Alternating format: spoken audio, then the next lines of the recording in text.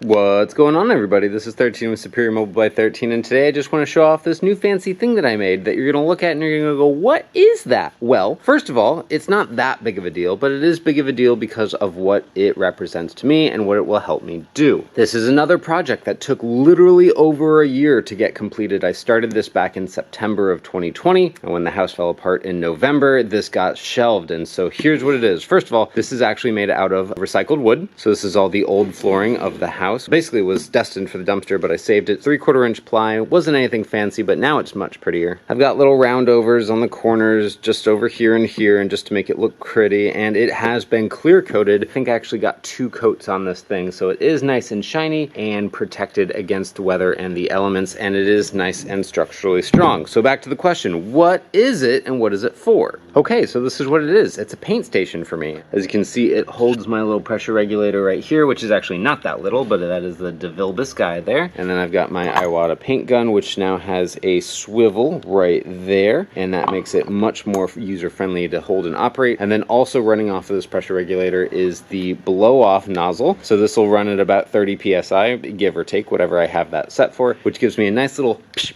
burst of air to get a little loose dust off in between coats. Let me show it to you in action real quick. Okay, so the tail end of my air supply system, which is the beginning of my paint setup, is a DeVilbiss moisture catcher, and then I've got the DeVilbiss oil catcher, and then I've got the 25-foot FlexZilla reel. So then I will pull it out to over here where I'll set up the table, but over here is where I've got it just set for now, and then I'll plug that line into right there. That 90 psi pressure gets dropped down to whatever I set that at. Then I've got my 6-foot whip that gives me plenty of flexibility in order to use my Iwata paint gun. Again, having a ball joint right there makes this super light and nimble and really pleasant to use. You can hear how that is. And then I also, again, for in between coats, can blow things off and go, get off there, dust, and it is awesome. This is a major upgrade over having a inline pressure regulator right there. Not only does it look cool, but it performs extremely well. Speaking of looking cool, I do have one little trick up my sleeve with this guy, and that is the back side. Because of course I couldn't just leave well enough alone and just make a project that was practical, useful, pretty, and out of recycled materials. I had to sticker bomb it. So this is gonna be really nice because obviously it's another sticker bomb project, which I love doing, but it's also somewhere that every time I lay clear coat and I have just a little bit left over, I can just dump it on the backside of this and sand in between coats, and it'll eventually smooth this out to be absolutely perfectly smooth. Right now, it's already pretty good. I've only got 2 heavy coats with sanding in between. Just wanted to show you a little behind the scenes of one of my personal projects. Again, I'm happy that it's done, and I've already used it on the last few painting projects, and it has performed stellar, and I just finally got around to making a video for it. So, thank you so much for watching and paying attention to the cute little projects that I make here